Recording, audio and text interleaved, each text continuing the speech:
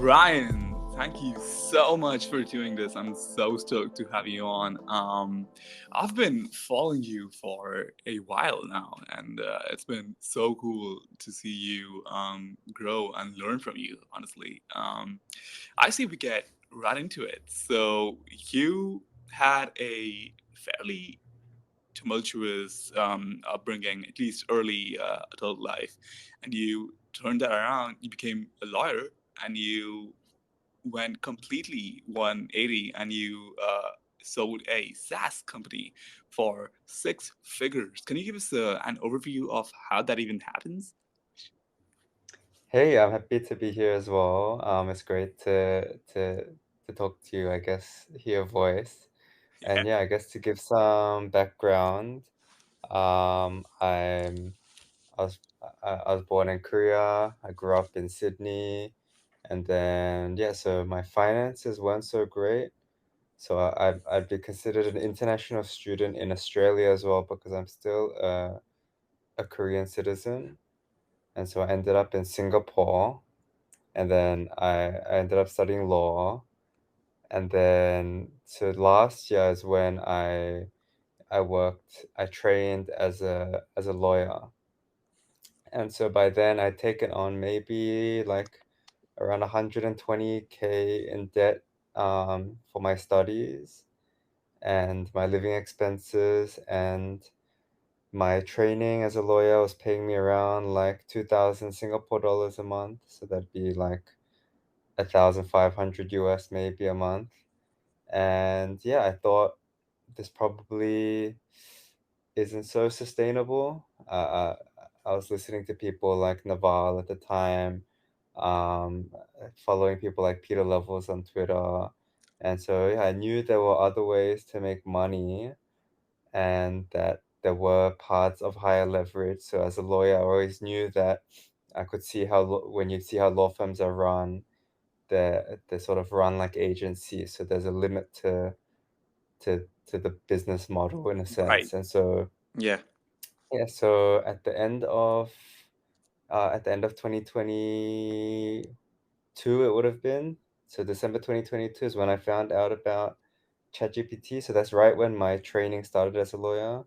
And then I had moments of free time during my training and after work as well, where I sort of got to play around with it. And then it sort of grew on me, but I guess I did have a big epiphany playing around with it that it could help to teach me to code. And so I'd always wanted to get into coding, even when I was like 11 or 12. I had done some projects with some older coders, but I could never pick it up. I tried on like not coding boot camps, but like the free coding courses online. I tried CS 50 online, and I never really went past like an hour or two of content. And so I realized GPT was actually very suited for teaching me coding, especially if I just had the ability to ask it the right questions. And then, yeah, so in around like 2 months, I got to pick up HTML and CSS. I got a site up. And then essentially, my first startup that you mentioned, Headshot AI, was essentially just like a Stripe link that was on top of a HTML and CSS website. And then I was manually fulfilling AI headshot orders to begin with. And then yeah, I guess that was the sort of start of my journey, and it sort of led me to where I am now. Super cool. No, because I love Naval too, and it's so incredible to see you be one of the first guys that actually learned to code using ChatGPT. And I actually had the exact same experience. So I learned to code myself with GPT, and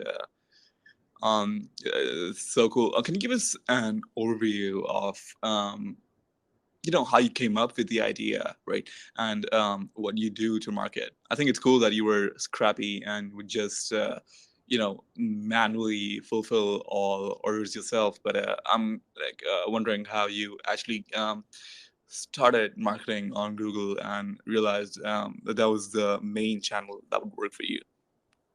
Right. Okay, that's a great question. So So it started off with, so I also follow Danny Postma on Twitter, and so him and Peter Levels had launched their own respective sort of like profile picture AI apps. So Oh, that so was a big thing. was this after that, or So this was, yeah, so my thing was after that. So he gotcha? had launched profilepicture.ai probably sometime in like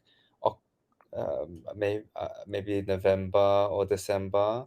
And so, but I had essentially seen it in, I think I have a message that dates back to like mid-December, late December. And then I just thought I'd try it out. And so I tried it out. And back then you could choose like styles. And so he had like a set of 40 styles maybe. And then I noticed that the professional style was the first option. And so I thought, maybe that's the first option because it's the most popular. And so I got the results out, and those sort of looked the best in a sense as well. And so it sort of clicked to me that, hey, this already has high demand. I could just niche down and just sell this one style. And then, yeah, I thought, let's just try it. It definitely has a better positioning than a broad sort of profile picture AI app, which is sort of, it's not really solving a pain point. It's that one's more on hype and for Right. the entertainment. Whereas I could uh, position a professional AI profile picture as a pain point solver for solving like getting professional headshots. Gotcha. Okay, right. So you were a frustrated user that actually went out there and began his own because you saw opportunity. That's so cool. So you launch the thing and you start running ads and you see that it's profitable. This was late last year. Can you give us? I'm sure many of our users will, sorry, listeners will be interested in hearing about the breakdown of the margin structure of running a Google ad. So how much of, I mean, you sold your pictures for, I think, $20, was it? But how much of that went into the actual ad cost? I'm just curious. Right. Okay. Actually, yeah. So there was a part of your previous question as well, which was, how did I find out about running Google Ads? So actually, the my first idea for the business, and I usually like to do this for any businesses I run. It's how can I distribute it myself and it still be a success? Okay. Because I always see these sort of third-party distribution channels, and I wasn't familiar with them at all Right. at that time. And so for this idea, I decided to go for it because like I mentioned, I knew I just needed a HTML and CSS site, a Stripe payment link, and I found tools online where I could just make the results myself for customers. And so then, yeah, then the question in my mind is now, how would I get customers? And so for me, I was telling my girlfriend at that time that yeah, at the very least, I can just go stand out in this city, go to like a very popular like food court or somewhere where there's a lot of foot traffic, and I'll just print out 1,000 business cards and I'll just hand it to 1,000 people a day. And then I thought if I can at least sell 10 a day, and so I had priced it at $35 for 20 pictures. I thought, hey, I can at least sell 10 a day. That's $350 a day. It won't be too bad. And so that was the idea at first. And Right. then how I decided to run Google Ads, let me think. Why did I decide to run Google Ads? Um, oh yeah, so it was I'd done a LinkedIn launch post to begin with. And Sorry, so was that this? one actually, so I made like a LinkedIn sort of launch Okay, post. So yeah. it was, I gave before like the pictures I put in and the results, and I made like a sort of long copy focused post on it, saying, starting with the catch line was like, you see a lot of it now, but it's like, oh, these photos aren't real. They're actually AI generated. And that actually got me around $2,000 to $3,000 in sales. So I got maybe like 100 customers Wow. just off that first post. And so I'm quite risk averse when I run businesses, so I don't want to like throw down a lot of capital before I begin. And so now at least I had that money, and then I thought, okay, I can try spend that money and try ads and see if that'll work because I didn't see myself making a new LinkedIn post every week or every day. Right. Yeah. So yeah, Gotcha. Okay. And so you try ads with the money you just made, right? And so how much of that, I mean, because as someone who hasn't run ads myself before, I'm just curious. I'm sure many of people listening are too. Usually, how much would you recommend people keep their CAC to? I mean, like if you are offering a service which is AI based, or how much were you were right? How much was that do you think went into right. costs, and how So much I is think sustainable? right, I see. So I think I was very lucky. So I really didn't know anything about Google Ads or the right cost of like CAC. Right, And but I had known rough numbers, so I knew that, and I could Google some rough numbers. So I knew people were usually getting like $2 to even $10 per click sometimes, and so I thought, hey, I'll still be making a profit if I can get hopefully convert. Let's say if I can get it for $2, if I can convert one in every 10 people, that'd be a decent win. But then I actually got very lucky because I was one of the first players in the space. There were maybe like 5 competitors, but none of them were right. real serious Yeah, competitors in the space. yeah. So this was still a few months before Danny launched his successful one, which is Oh, Headshot Pro. okay. And so I was getting cost per clicks at really like 9 cents, like 10 cents. So I Wow. was getting Okay. them for unbelievably cheap. So I was getting, yeah, 1,000 people to my site for like less than $10. Right. And so it's hard for me to say there's like it's yeah, so it's hard for me to give much advice to new people because I don't think those are the results you can expect Yeah. on an actual project or on actual other keywords. I've heard people, yeah, usually getting up to like $1, $2 per click. Crazy. Okay, so a lot of it is just being at the right place at the right time, right?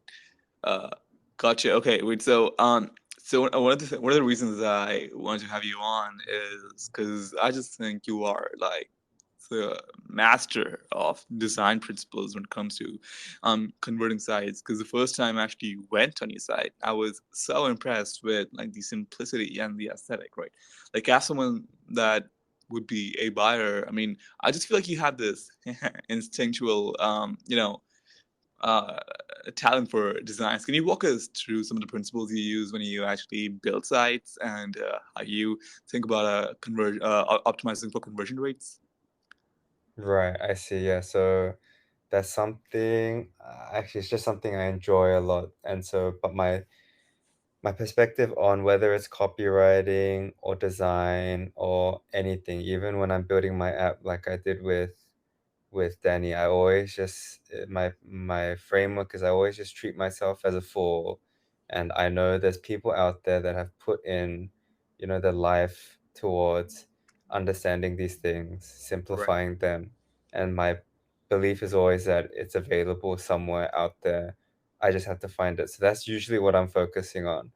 And so for copywriting, there's actually this sort of secret resource I rely on. I used to rely on much more as well, and I'll probably go back to it every time I'm looking to do something copywriting focused. It's there's a there's a Reddit subreddit called /r/copywriting, Okay. but then they also have a Discord called Copywriting Collective, and so it's a big-ish community of pure copywriters, and there's a bunch of senior copywriters inside, and they share a bunch of free resources, and they give a lot of free guides that you can just troll through.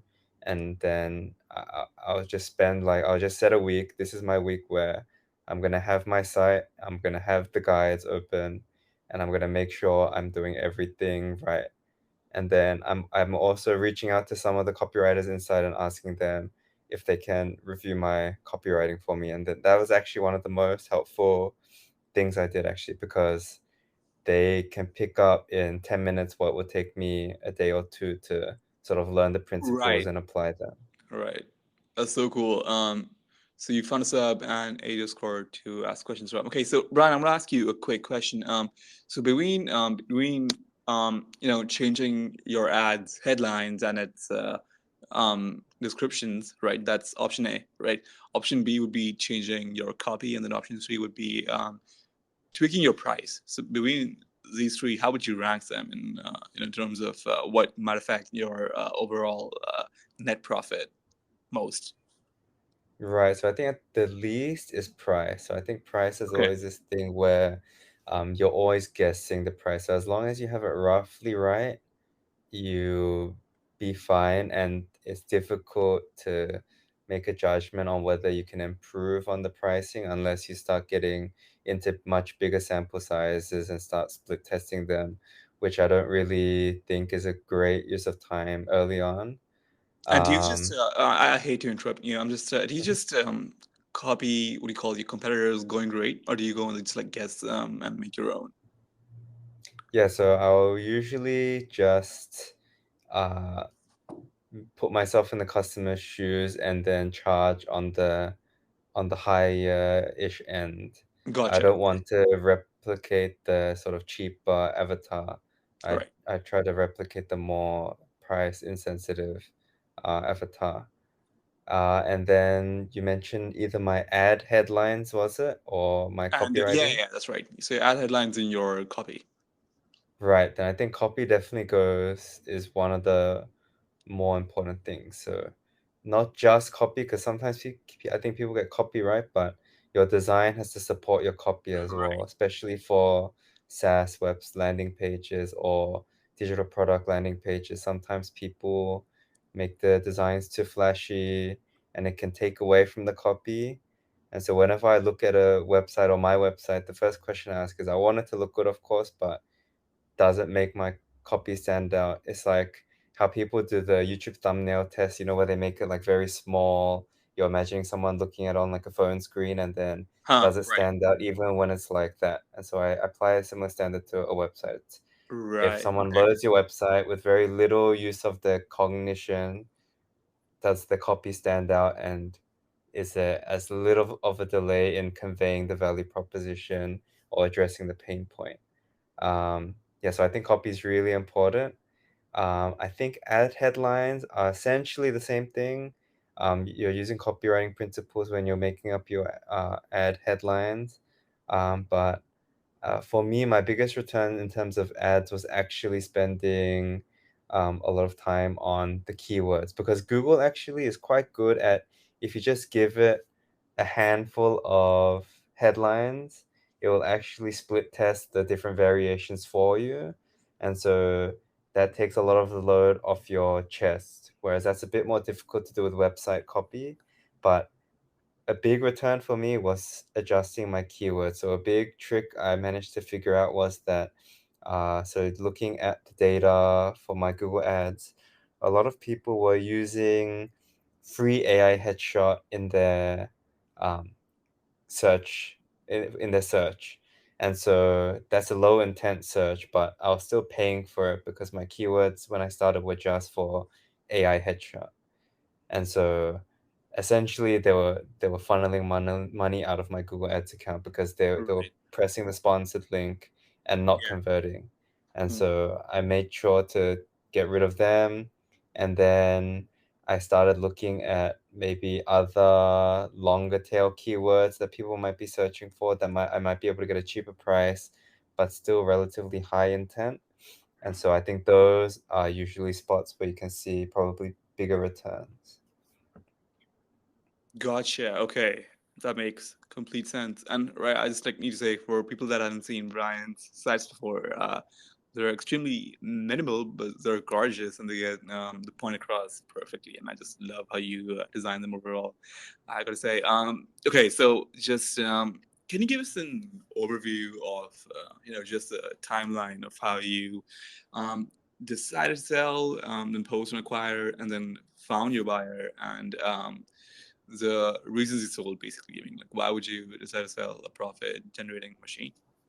Right. Yeah. So that's something I had to think a lot about. So I launched it in mid-February, and then essentially I was getting around like probably how much would I ran it for around 90 days. So I was getting nearly like 20, 30 customers a day. And so I was, like I mentioned before, I was doing it all manually. So by then I'd only learned to code HTML and CSS. I Right. couldn't even, so the AI headshot generating app I was using, which was a third party, they had an API and I couldn't even figure out how to call the API and automate the image generation. And Hmm. so I was too overloaded with manually fulfilling the orders, and I knew I wanted to pick those skills up. Um, and I was so yeah. So essentially, the decision was: it's making money. I can sell it for a multiple of the profit. Um, Now the split road was: do I want to automate it, and then it will sort of justify me keeping it because now I have my time back, and I can use that time to scale and grow the business. Um, but if I don't have the time, I'm just stuck in this cycle of manually fulfilling orders. I have no time. I'd hired one VA like a month in, and then I ended up having to hire a second VA uh, by the second, third month. And I was still working until like 2, 3, 4 a.m. alongside the VAs, fulfilling the orders. And so my decision was essentially I don't think I'm going to have time to scale up the operation. So it will give me time to scale the tech. And so I made a post on LinkedIn looking for a buyer, and also made a post in acquire.com. I got some serious buyers on acquire.com, but they were sort of dragging the process out. And then I got a buyer on LinkedIn who essentially he had a VC background. He wanted to buy it for his daughter. And so he had money and he said, and I was giving it a very attractive price. I was giving it at 1 times yearly revenue because I'd only run it for 3 months. Huh. There was no track record. And I sort of wanted to get it off my hands. And I personally was happy with 1x multiple. And then the buyer essentially said he'll hire a lawyer, he'll pay for the lawyer, he just wants to buy it as soon as possible because he knew he's from the VC world, so he knows he's getting it at a good price. And Yeah. he even bumped up his price to compete against the other buyers I had that were waiting, so he could just get it off Nice. me Yeah. quicker. And yeah, I think I don't regret my sale at all. And yeah, since especially since then now I've had the time to pick up JavaScript, pick up Python, and yeah, pick up front end and back end coding, and now I'm building full stack projects quite enjoyably. Gotcha. No, I love that. So when you sold this, it was still mainly manual, right? Right, yeah, and so he was buying it at that good price essentially to take on the tech, and then yeah, he afterwards he found developers to automate the system. Gotcha. And I was just curious about, I mean, like, did you explore finding developers yourself, like on Fiverr, who you could pay like $500 to, run Steel Diffusion and automate the whole thing for you? Or was that another picture? Actually, so that is something I could have done, and I sort of was making the money to do that. Um, yeah, I guess another part was that I wasn't sure if this was a hype cycle as well. Hmm. Although in hindsight, I should have known that it probably wasn't. But also the big thing was that Danny had released his app, and he was a much more public figure. I knew the ad rates were probably going to start going up. Um, and so you really needed to be fully on board and committed to scaling it and like getting into like the top three players. But I sort of, I guess, didn't have the confidence to do it with that project, especially given the weak foundation it was on. Gotcha. Okay. Makes sense. And so when you sold this, do you remember what your ad costs were like? Were they going up or were they around the same 9 cent, 10 cent range? Yeah, so they were going up. So by the time I sold it, it was probably at the 13 to 15 cent range. Okay. Yeah, but it was still making great returns. So the cost to acquire customers still probably like $2 to $3. Ooh, okay, not bad. That's really good. So you had good margins, and you sold at the peak, you'd say, right? The best time, right?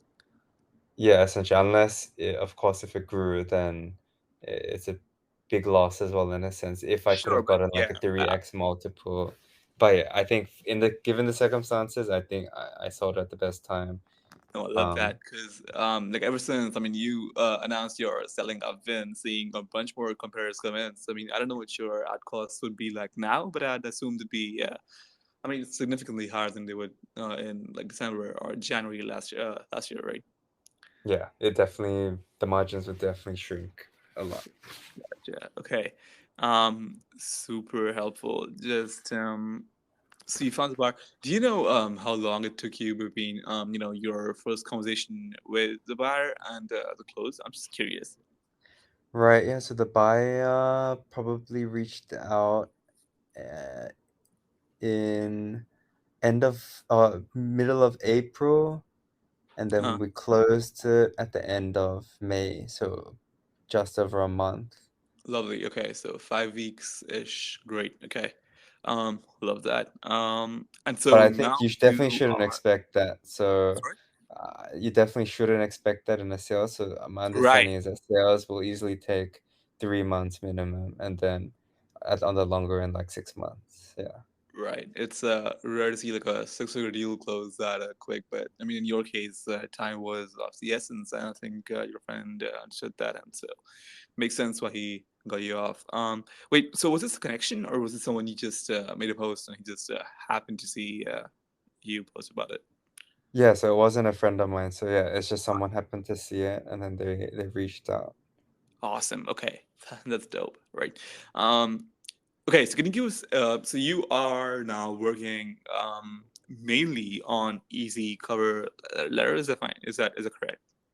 That's actually so yeah, so I guess to give some context, after I sold Headshot AI, I worked briefly. I tried think I thought, hey, let's branch out and pick up some more skills. And so actually right afterwards I built a job board which I'm not it's not very public right now for because it relates to sort of the legal industry I worked in before. Uh-huh. Um and yeah, so that one I picked up sort of JavaScript, web development, React. Gotcha. Um, so that was my first project afterwards, and then I thought maybe just to increase my learning, I'll pick up a different platform. And so I thought, hey, the Vision Pro is coming out. The Vision Pro is going to use Swift. I'm sure there'll be some valuable apps I could build on the Vision Pro that I could start with building on Mac OS. And so I thought to build an iRest app. And so that's when I built out Bonsai, which I hosted on irestapp.com, but then I couldn't get part. I ran into a barrier, which was building like the licensing, the backend for the licensing, authentication, um, because my main focus had been on front end developing. And so I put that on pause, and then I had this idea in the back of my mind, which was making cover letters, and so using AI. And so for that one, I knew I could do all the front end. I just needed someone to help with like the authentication and API stuff. And so I thought, hey, this is the same thing I've been struggling with this whole time. Let's see if I can find someone to work on it with. And luckily, by coincidence, I had met a friend called Theo Tar. And so he's like the 16, 17-year-old kid from New York that was essentially, he's like a coding whiz. He's like super great. And so I partnered with him to launch Easy Cover Letter, but we sort of knew going into it that it wouldn't be an awesome business because people aren't paying that much for cover letters. It's usually jobless people as well. And so that one was more just for exposure to work on a project together, get it out on a weekend. Um, And so actually what I'm working on right now for the past few months is I'm building like a Word plugin, so on Microsoft Word. So it's for lawyers, and it's using AI to interface with contracts to help them draft, ask questions, and also help review the contracts for them. And so that one I'm looking to launch, ideally do a closed beta in the next week or so. And so this is the first time I've actually managed to get the front end done myself, and also the back end authentication, API interfacing. And so it's sort of my magnum opus in a sense, a year since I started Headshot AI, where I can have a project where I've just used GPT purely to get the whole app done start to finish. Gotcha. Okay, super cool. So a bunch of different things there. I'm just curious for most of these, especially with Easy Cover Letter, do you plan on running the same marketing playbook, or do you plan on branching out and trying a bunch of different channels, seeing what works? Yeah, so for that one, it's so always with businesses, it's difficult if the lifetime value of a customer is low. And so luckily with Headshot AI, I had around 35 US to play with per customer. Right. For Easy Cover Letter, they're paying maybe like $1 or a few dollars per cover letter. And then we looked, and the market, especially search engine market for cover letters, job like resumes, is so saturated. And so Right.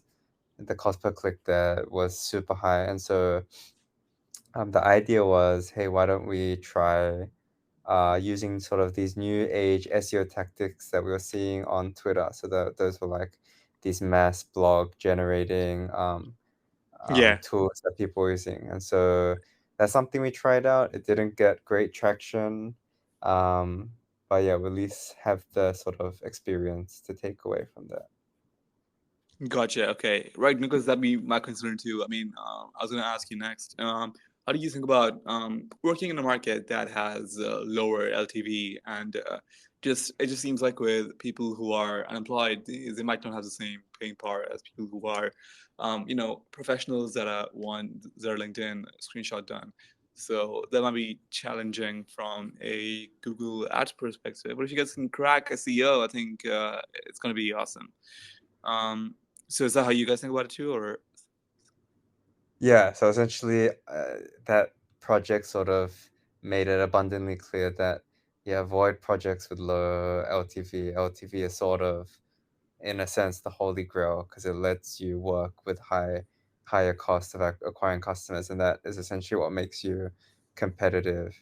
Um, yeah, that's right? essentially the case. So as far with this new project, I'm aiming to charge customers, let's say like $200 to $300 a month. And so the LTV for each customer there is already in the thousands. And so that gives a lot of room to wiggle.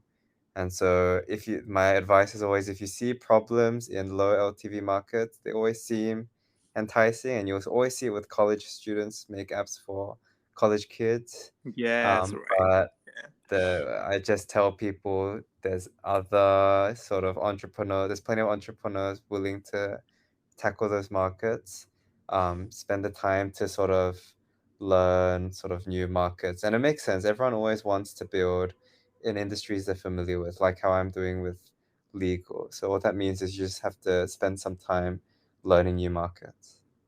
Gotcha. Right. Okay. No, I agree with you 100%. Next up, so you built. I mean, you kind of built in. Like, would you say you build in public right now? Right. And if you do self identify as someone that was in public, how much do you think is appropriate to share? Because it's something that I've been thinking about myself, and I used to build in public.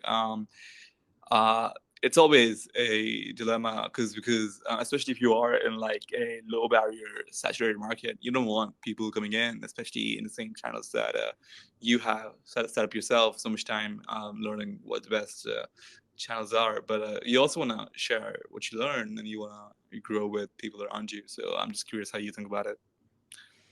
Right. So I think build in public is probably one of the better things I did, probably second to finding out and committing to using GPT. And the reason isn't actually for the marketing, it's actually for the people I get to meet. Um, Right. and so, but I guess to your question, it's sort of usually to address that dilemma, yeah. So builders always hear that you have to build in public, but I actually don't think it's necessary. So let's say for the project I'm building right now, I've considered it a lot. Should I be building this in public? But actually, it's something I'd actually prefer. It's not a super high technical barrier of entry app. So I actually would just prefer if I didn't have sort of competitors in the building public space. And so I also don't gain that much by building this particular app in public, because it's not super catered towards any of the audiences I'd be building in public for. Um, but I still think you should be building in public in general, just for the opportunities it'll open up for you and the people you'll meet. um, I definitely will be building in public as I'm growing this new app. So I definitely want people to see that, how I market it, how I grow it, how I scale it. And so yeah, I think just a general rule of thumb is you always want to be providing value out into the world, and building public is just one great way of doing that at scale. And always, if you're giving value out, some value will always come back to you, whether it's through social value or yeah, or actual financial value in the future. Love that. Okay. So one of the last questions. So you've been on both boats, right? And you have, in some sense, transitioned from going the lifetime deal route to B2B SaaS now, which is more in my lane now too. It's recurring revenue that's usually high volume. I mean, sorry, low volume but high ticket, right? Mhm. So how do you think about picking between those two models? I mean, because so much of like what makes you successful, and even like the multiple you get when you sell, when you exit, right, is it depends on the model you have, and that dictates so much going in. So for people that know how to code, that want to start something in software, would you recommend going the B2B software route, or would you recommend starting out at least with like a lifetime deal thing, or do you just not think those are good at all? Right. So the baseline is always you're trying to solve problems, right? And so Right. you can be solving problems for, yeah, like we said, low LTV customers or high LTV customers. I really think I think, yeah, you should always be aiming for higher LTV customers. So I think people usually don't go the B2B route really only because they lack the knowledge. So um, I'd say see if there's any industries that you might be interested in learning a bit more about. Um, and you can start off with something like, let's say, for example, an industry I always think I want to get into, but I don't know much about now, is sort of like the shipping industry or the cross country freighting industry. And Right. so, or the jewelry industry, like wholesale jewelry. And so I would probably just spend like a month just reaching out to people from that industry. And a good place to start is sort of asking them like, do you have any sort of like, see if you can code anything custom for them first. And then that'll give you a lot of insights already into the industry and see, hey, is there anything I can build where I can charge them now a few $100s a month? And then that commitment will save you a lot of pain over, yeah, starting something that might be a much lower single purchase item because it's sort of an easier, more accessible market. Gotcha. Okay. Right. Makes perfect sense. I actually have been exploring construction, and so I've been reaching out to people, saying that I'll build them something for free if they'll let me learn from them, which is exactly what I'm trying to. So that's super cool. But no, I meant more in what we call like, do you think when people begin these startups, do you think they should think more about the revenue they'll make or the exit multiples they'll make? Because with Right. B2B SaaS, if you have a high margin recurring revenue business, you could make 7x on your exit, right? But with lifetime deals, it seems like the maximum you'll go is maybe 1 or 2x, right? Right. I see. I see. Um, that's something I was thinking about today as well. In that, so I was looking at a post Peter Level shared with his interior AI, and he has some crazy high churn, like Right. No, I thirty saw that percent. post. No, he has Yeah. 33% on Yeah. his interior AI and around 20% Yeah, but on somehow his photo AI. his monthly recurring still grows at around like 35%. Um, Huh. Right. and so that just made me think this essentially seems like a one-time purchase model if so many people are refunding. Um, and so I'm actually quite a big fan for one time.